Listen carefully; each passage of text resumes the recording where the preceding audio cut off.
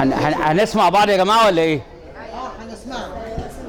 انا هقول حاجه يا رب تعجبكم، انا متاكد ان هي مش هتعجبكم.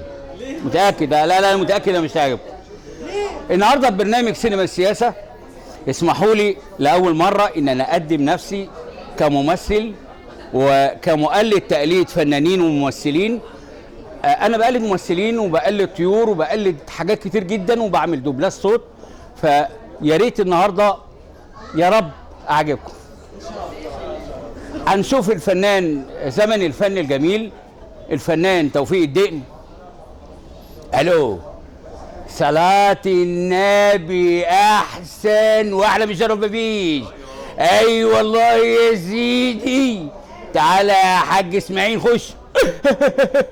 والنبي يا عم حبته يا ماما. يا انت انا بقول لك ما تخافش تقول لي نرمند تو. اصل انا عارف الحركات دي كويس، المعلم رضا زمانه جاي. يا سلام، وجوز مورنينج جهاز العالم كله منورين بالصلاة على النبي. تعالى يا عباس يا فارس.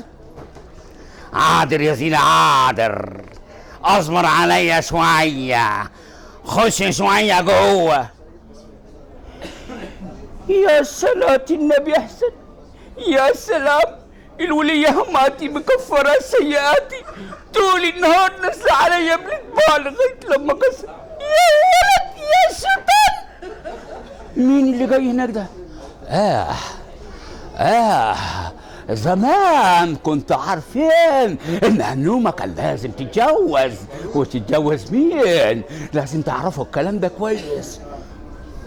قول يا سيدي وخلصنا بقى. يا سلام،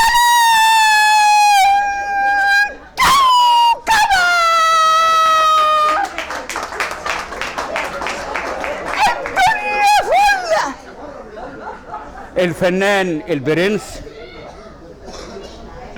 لا انا بحبها البيضة الجميلة، لكن دي ضحكت عليا، ضحكت عليا وخانتني المجرمة. انا البرنس. دي مقطوعة من بعض الممثلين.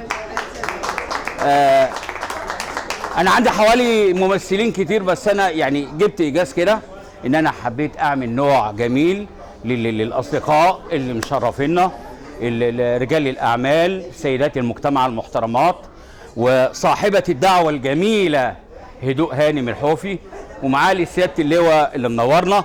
انا بشكر قبل كل شيء طبعا الاستاذ الاعلامي الجميل استاذ وليد علي رزق، انه لبى الدعوه وجيب القناه عشان يشوف المواهب الجميله دي ويكتشفنا انا كمان.